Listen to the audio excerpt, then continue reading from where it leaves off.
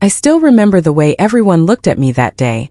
Like I was the tragic widow in a movie, standing under a black umbrella while the rain tried to wash the guilt off my face. But grief is never that simple. It doesn't wash away. Seeps in. It stains. Ethan had been gone 3 days before they found his car at the bottom of a ravine outside Portland. They said it was an accident, wet roads, sharp turns. No foul play suspected.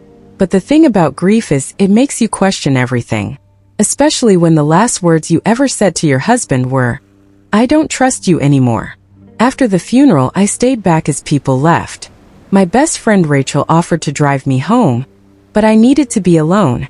I needed to stand there a little longer, to convince myself that the man I once loved, the man who had become a stranger in our marriage, was really gone.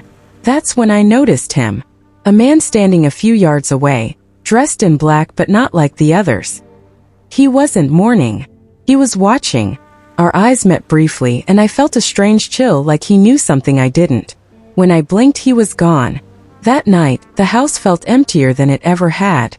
The silence was suffocating, filled with ghosts of every argument Ethan and I never resolved.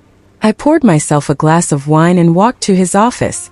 I hadn't stepped inside since the night we fought, the night he told me, "Some things are better left buried." I thought he meant secrets. Now I wasn't sure. The room smelled faintly of his cologne, cedar and smoke. His laptop sat on the desk, still open but password protected. I tried a few combinations: birthdays, our wedding date, even my name. Nothing worked.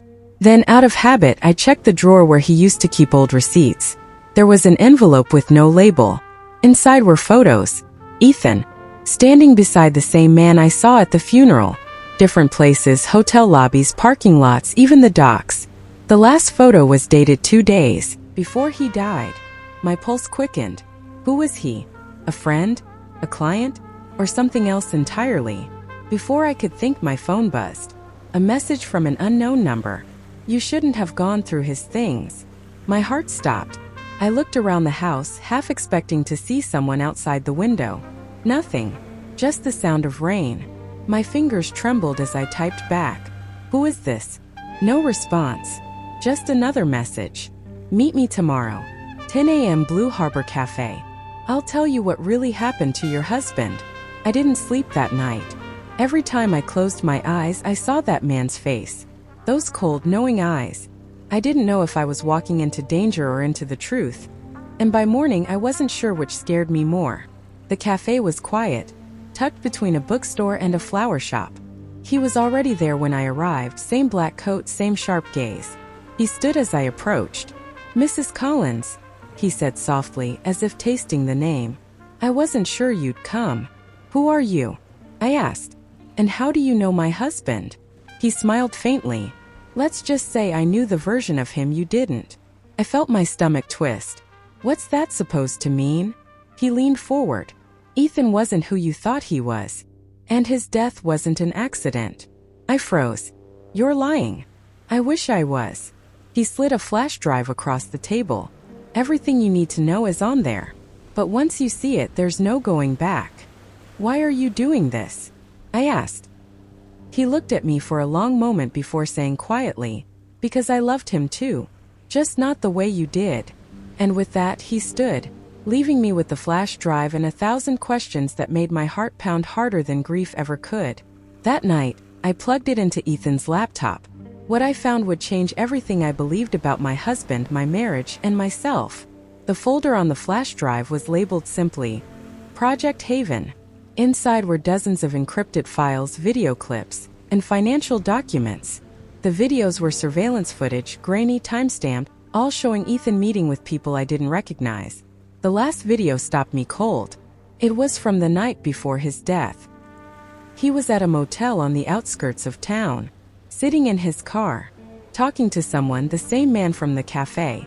Only this time, Ethan looked terrified. I played the audio file that accompanied it. Ethan's voice cracked through the static. "You said no one would get hurt." "Plans change," the man replied. "I can't keep lying to her. Then tell her everything. But understand, Emily, if you do, she won't survive it." I slammed my laptop shut, my breath catching in my throat. They were talking about me.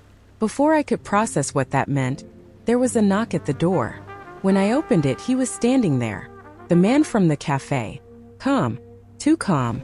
You saw it, he said quietly. What is this? I demanded. What the hell did you two do?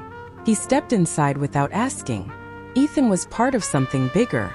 He tried to get out, but they don't let people walk away. That's why he's gone. Who's they? He hesitated. People who control things you don't even know exist. Offshore accounts, data laundering, stolen identities. Ethan was helping them until he realized you were being watched. I felt the room spin. Watched. He was protecting you, he said. That's why he started hiding things. That's why he distanced himself. My throat tightened. You said you loved him. I did, he admitted. But love doesn't always save people. Sometimes it just destroys what's left. Tears blurred my vision. So what now? He looked at me with something like pity. Now you disappear. You start over. Because if you stay, they'll come for you too. He handed me a small envelope, a new ID, cash, and a plane ticket to Denver. I can't just leave, I whispered. This is my home. He shook his head. It was your home. Ethan made sure you'd have a chance to survive. Don't waste it. And then before I could say another word, he was gone. I stood there clutching that envelope, realizing that everything I thought I knew about my marriage, the lies, the distance, the coldness, wasn't betrayal. It was protection. Ethan had died keeping me safe. By morning, I packed a small bag and left the house for the last time. As I drove past the edge of town, the sky started to lighten. A new day, a new life. But some ghosts travel with you. I glanced at the rearview mirror, half expecting to see him there, the man who had known my husband better than I did. But there was only empty road and a fading reflection of who I used to be. And somewhere in that silence I finally understood. Ethan didn't leave me. He saved me. Next part. Channel subscribe and comment. Thank you.